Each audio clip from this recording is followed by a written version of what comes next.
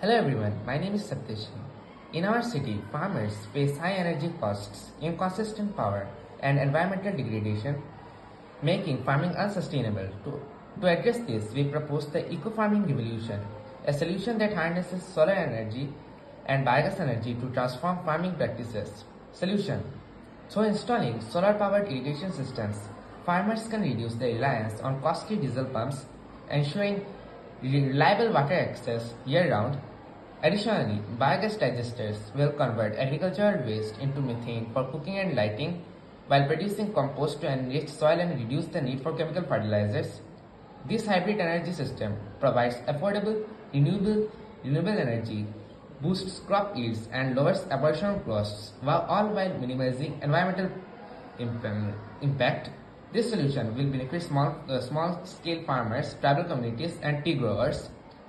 Thank you and have a nice day.